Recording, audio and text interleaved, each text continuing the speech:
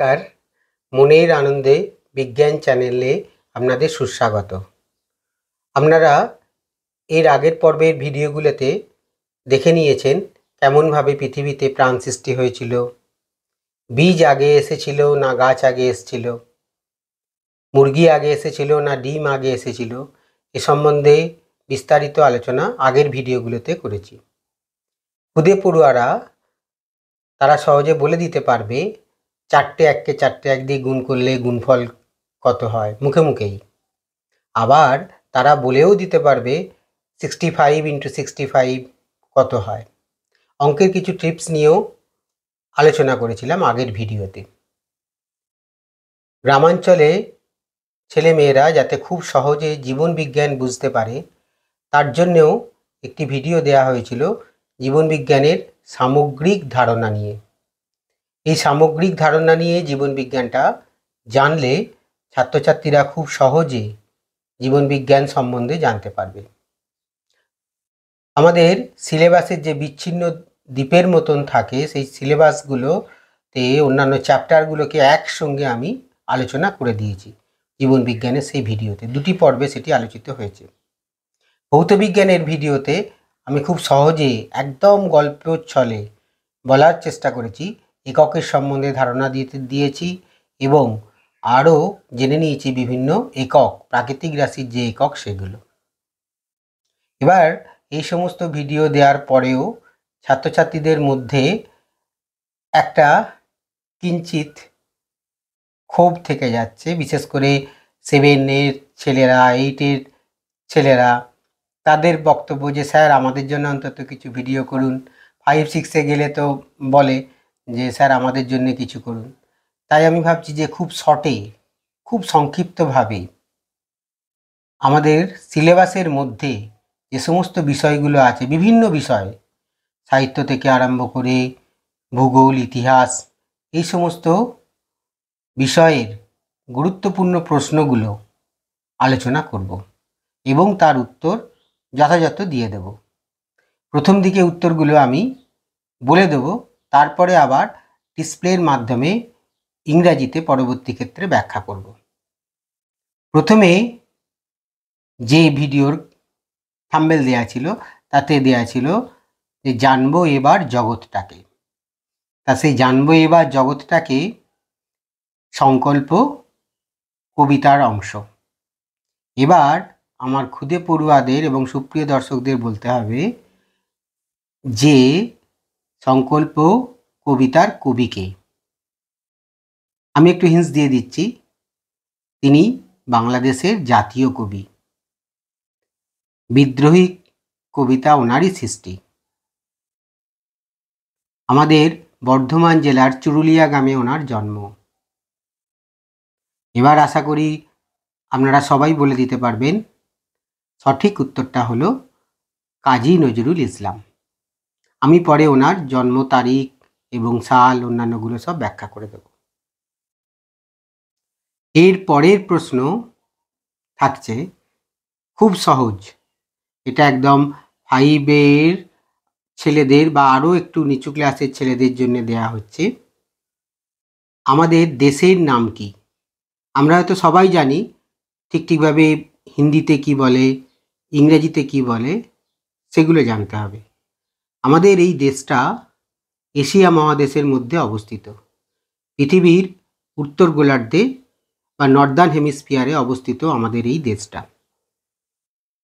এবার আমাদের দেশের সঠিক নাম বলতে হবে। আশা করি এবার সবাই পেরে যাচ্ছেন। উত্তরটা আমি বলে দিচ্ছি, ইংরেজিতে বলা হয় ইন্ডিয়া, INDIA, প্রত্যেকেই জানেন। আর বাংলায় বলা হয় ভারতবর্ষ, কিন্তু হিন্দিতে বলা হয় ভারত। লরি বা অন্যান্য ট্রাকে দেখে থাকবেন আপনারা বা খুদে পড়ুয়ারও লক্ষ্য করবে মেরা ভারত মহান। তাহলে দ্বিতীয় প্রশ্ন আমরা জানলাম যে আমাদের দেশের নাম ভারতবর্ষ, ইংরেজিতে ইন্ডিয়া।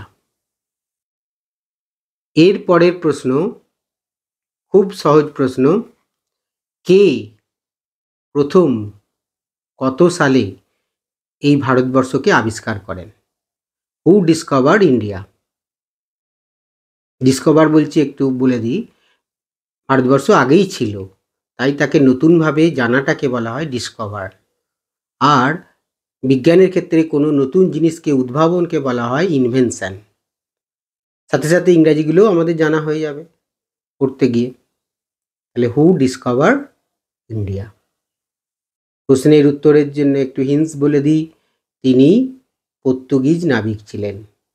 জাহাজে করে অনেকটা আফ্রিকা মহাদেশ ঘুরে আমাদের কালিকট বন্দরে, পশ্চিম ভারতবর্ষের পশ্চিম উপকূলে কালিকট বন্দরে উপস্থিত হন। এবার আশা করি পারবেন আপনারা নামটা, খুদে পড়ুরাও বলে দিতে পারবে, খুব দরকার জানা এটা। ওনার নাম হলো Vasco da Gama. Vasco da Gama. Vasco da Gama কত খ্রিস্টাব্দে এসে পৌঁছান? না, ভাস্কো দা গামা 1498। আমার নাম সালটা অনেক আগে থেকেই মনে আছে, এবার জানার সূত্রে বললাম 20th মে। তাহলে 20th মে প্রথম ডিসকভার করেন কে? Vasco da Gama. আমি পরে ডিসপ্লের সাহায্যে আবার বলে দেবো উত্তরগুলো। এর পরের প্রশ্ন খুব ইন্টারেস্টিং প্রশ্ন, বিজ্ঞানের ছাত্রদের জন্য, বিশেষ করে 7-এর ছেলেদের জন্য বলছি, যেটা ছেলেমেয়েরা ভুল করে। পটাশিয়ামের চিহ্ন কি? পটাশিয়াম ধাতু, সেই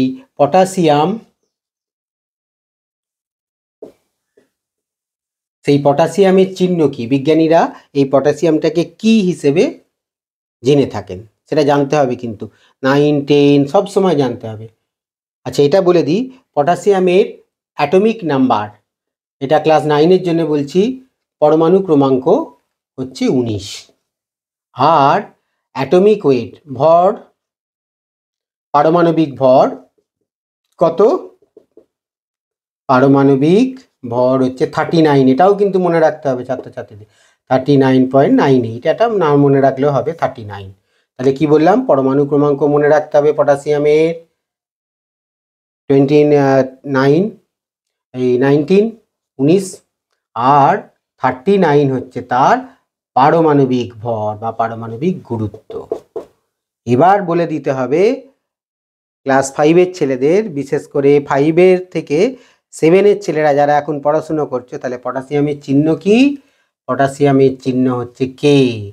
কেটা হচ্ছে কেলিয়াম শব্দ থেকে এসেছে, কেলিয়াম শব্দ থেকে এই কেটা এসেছে, যেটা ছাত্রছাত্রীরা কিন্তু অধিকাংশ ক্ষেত্রেই ভুল করে। তাহলে কি জানলাম? পটাশিয়ামের চিহ্ন কে। বিজ্ঞানীরা এই কে হিসেবেই কিন্তু পটাশিয়ামকে চিহ্নিত করবেন। আর একটা মজার জিনিস, এই পটাশিয়াম আমাদের শরীরে কি কাজ করে সেটাও একটা প্রশ্ন। 9-এর ছেলে মেয়েদের জন্য এটা থাকলো। পটাশিয়াম বলে দিই, পটাশিয়াম আমাদের শরীরে নার্ভগুলোর উত্তেজিত করে, নার্ভগুলোর সংবাদ সংবহনে সাহায্য করে, আমাদের মাসল কন্ট্রাকশান বা পেশি সংকোচনে সাহায্য করে। যদি কোনো ক্ষেত্রে পটাশিয়াম সোডিয়াম আয়নের এক্সচেঞ্জের অভাব হয়ে যায়, তখন কিন্তু আমাদের বিভিন্ন অ্যাবনর্মালিটি দেখা যায়। আমরা হাত পা ঠিক মতন চালাতে পারবো না, নার্ভগুলোর কোঅর্ডিনেশান ঠিক মতন হবে না, এইগুলো সব পটাশিয়াম ঠিক করে। তাহলে পটাশিয়াম আমাদের খুব গুরুত্বপূর্ণ একটা ধাতু, ক্ষারকীয় ধাতু। তা সেই পটাশিয়াম কীরকম হিসেবে আমরা গ্রহণ করি সেটাও একটু জেনে রাখতে হবে। পটাশিয়ামের ক্ষেত্রে আমরা কিন্তু পটাশিয়াম ক্লোরাইড হিসেবে, ক্লোরাইড লবণ হিসেবে গ্রহণ করি। সিটা ক্যাপিটাল লিখতে হবে আর এলটা পটাশিয়াম ক্লোরাইড। তাহলে পটাশিয়াম ক্লোরাইড হিসেবে গ্রহণ করি এই পটাশিয়াম ধাতুটা, যেটা আমাদের বিভিন্ন রকম আরও অনেক অনেক কাজ আছে, আমি শুধু একটা মাত্র কাজ বললাম। তাহলে মনে রাখতে হবে পটাশিয়ামের চিহ্ন কি বললাম? কে। আচ্ছা, এবার কোন স্পাইস অর্থাৎ মশলা আমাদের ক্যান্সার প্রতিরোধ করে? এটাও একটা প্রশ্নে ছিল। যে মশলাটাকে দেখতে হলুদ, আমাদের রং আনতে সাহায্য করে, আমি বলেই ফেললাম, হলুদ হচ্ছে কিউকারমিন থাকে হলুদে, সেই হলুদের মধ্যেই ক্যান্সার নাশক গুণ থাকে। এবার অনেকের মনে হচ্ছে যে স্যার ক্যান্সারটা কি? ক্যান্সার হলো কি আনকন্ট্রোল সেল ডিভিশন, অর্থাৎ যখন আমাদের শরীর সেলগুলোকে আর নিয়ন্ত্রণ করতে পারে না বিভাজন থেকে, অর্থাৎ বারবার সেলগুলো বিভাজিত হতে থাকে। আর সেই সেলগুলো বিভাজিত হতে হতে মেটাস্টেসিস বলে, পরে জানবে, হয়ে সেই সেলগুলো কি করে বিভিন্ন অর্গানে চলে যায়। ক্যান্সার সেলগুলো সেই জায়গাকার কোষগুলোকে আরও বৃদ্ধি করতে সাহায্য করে। এবার কোষগুলো যদি আমাদের দেহের কোনো কোনো জায়গায় বেড়ে যায় এত, তাহলে সে বেড়ে গিয়ে কি হয়, আমাদের খাদ্যনালী, কোনো সময় রক্তনালীতে বন্ধ করে দেয়। তখন কিন্তু ক্যান্সার যদি হয়ে যায়, বিভিন্ন স্টেজ আছে ক্যান্সারে, সেই ক্যান্সার যদি হয়ে যায় তখন কিন্তু বাঁচানো মুশকিল হয়ে যায়। তাহলে সেই ক্যান্সারটাকে প্রতিরোধ করে কিন্তু হলুদ। হলুদ আমরা যদি খুব অল্প করে প্রত্যেক দিন খাওয়া দরকার নেই, সপ্তাহে 2-3 দিনও যদি খাই তাহলে কিন্তু অনেক উপকার পাই।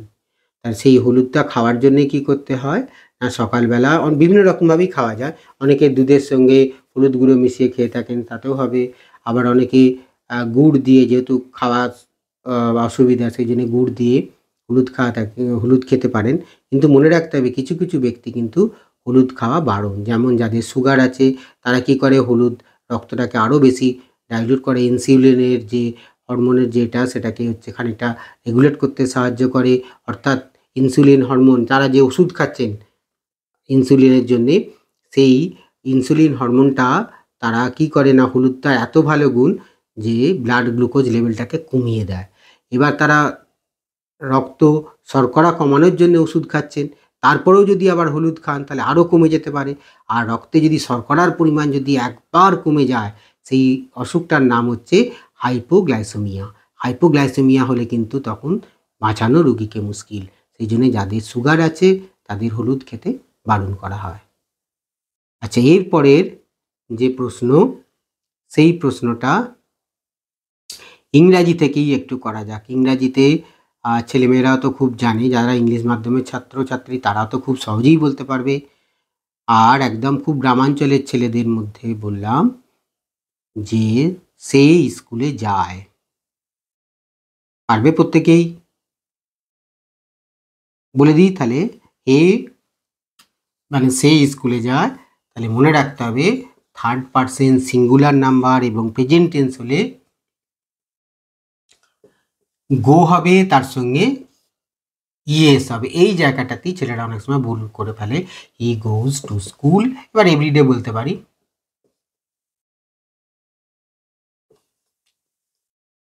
এভরিডে বলতে পারি। এই জায়গাটাতে কিন্তু ছেলেরা ভুল করে। কি ভুল করে না, হি হচ্ছে থার্ড পারসন, একজন বোঝাচ্ছে, তখন হচ্ছে সেই জন্যে কি হচ্ছে না, এস বা ইয়েস যোগ হবে, হি গোজ টু স্কুল।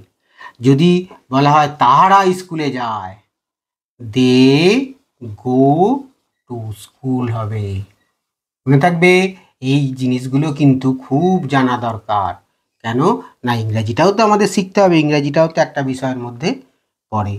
তাহলে এরকম করে আমরা কতগুলো প্রশ্ন জেনে নিলাম, প্রায় 8-10টা প্রশ্ন জেনে নিলাম। এরকম করে কুইজের মাধ্যমে আমি আবার এইগুলো আবার ডিসপ্লের মাধ্যমে যারা ইনফরমেশান চায় তাদের জন্য আবার আমি আলোচনা করে দেব। তাহলে সবাই এই রকমভাবে ইন্টারেস্টিং ওয়েতে এবার পড়াশুনো শুরু করব। এতে কি হবে না, খুব তাড়াতাড়ি আমরা ভিডিওটা শেষ করতে পারবো, ছেলেদের মধ্যে অনেক ইনফরমেশান দিতে পারবো। যতক্ষণ আমি আছি ততক্ষণ তাদের বিভিন্ন রকম তথ্য দিতে পারবো। আর একটা জিনিস মনে রাখতে হবে, এগুলোর ক্ষেত্রে কি হয়, অডিও ভিজুয়াল এফেক্ট নিয়ে দেখাবো। যখন পরে আবার এই প্রশ্নগুলি আলোচনা করব, তাহলে কি হবে, ছাত্রছাত্রীদের একবারে মনে গেঁথে যাবে আর তারা ভুল করবে না। কারণ কি, আমরা যখন পড়াশুনো করি তখন মাত্র 10% হচ্ছে আমাদের, যখন আমরা পড়ি তখন মনে থাকে। যখন আমরা কোনো কিছু জিনিস আমি বলছি তখন শুনলে, তখন হচ্ছে 20% মনে থাকবে। আবার যখন দেখলাম এবং পড়লাম, মানে দুটোর যখন একসঙ্গে হবে তখন 30% মনে থাকবে। আচ্ছা, এবার যখন পড়াশুনো করছি, পড়াশুনো করার সাথে সাথে আমি ওটাকে জোরে জোরে বলছি, তখন কিন্তু প্রায় অনেকটাই মনে থাকে, 70%। কত? 70% জিনিস কিন্তু আমাদের মনে থাকে। এই আমি যে এখন বলছি, পড়ার সাথে সাথে আমি আলোচনা করছি, আমার সেই জিনিসটা আরও বেশি সময় ধরে মনে থাকবে, 70% ক্ষেত্রে আমার মনে থাকবে। আর পড়াশুনোর সাথে সাথে আমি যে বোর্ড ওয়ার্ক করছি তখন কিন্তু মনে থাকবে 90%। তাহলে পড়ুয়ারদের কী করতে হবে, যখন কোনো জিনিস পড়বে তখন তোমরা খুব মন দিয়ে পড়বে। মন দিয়ে পড়ার সাথে সাথে পারলে একটু শব্দ করে পড়ার চেষ্টা করবে, যাতে তোমাদের কানটাও শোনা যায় সেই শব্দটা। আর কি, আর হচ্ছে হাতে যদি পারো তো একটু লিখে নেবে। কেন না, এই বলা বা পড়ার সঙ্গে সঙ্গে আমাদের নার্ভ এন্ডিংগুলো খুব সক্রিয় হয়ে যায় এবং আমরা যেটা পড়ছি সেটা অনেক দিন পর্যন্ত মনে রাখতে পারি। এবার এই মনে রাখার কৌশল বা কতটা আমরা মনে থাকবে এগুলো নিয়েও পরে কিন্তু ভিডিও করব। তাহলে আজকে কতগুলো প্রশ্ন, অন্তত 8-10টা প্রশ্ন জানলাম। পরে আমি এই প্রশ্নের উত্তরগুলো আবার ডিসপ্লের মাধ্যমে দেখিয়ে দেবো খুব সংক্ষেপে। তখন কিন্তু ডিসপ্লেগুলো থাকবে, আর হয়তো আমি বললাম কি না বললাম সেটাই কিছু এসে যাবে না। যাই হোক, তোমরা এই ভিডিওটা ভালো করে দেখবে এবং যেহেতু ভিডিওটা খুব ছোট হচ্ছে তাই বন্ধুদের মধ্যে শেয়ার করবে। আর অন্যান্য ছাত্রছাত্রীদের মধ্যে এটা প্রতিযোগিতার মতন করে নাও যে কটা 10টা প্রশ্নের মধ্যে কটা প্রশ্নের উত্তর তোমরা দিতে পারলে, সেটা কমেন্ট সেকশানে গিয়ে জানাবে। আর তোমাদের যদি কোনো প্রশ্ন থাকে, সেটা বলেই দিয়েছিলাম, হোয়াটসঅ্যাপ নাম্বারটা মনে আছে হয়তো অনেকেরই, সেই হোয়াটসঅ্যাপ নাম্বারে আমাকে জানাতে পারো যে আমাদের এই প্রশ্নগুলো আটকে আছে, আমরা এই প্রশ্নগুলোর উত্তর পাচ্ছি না।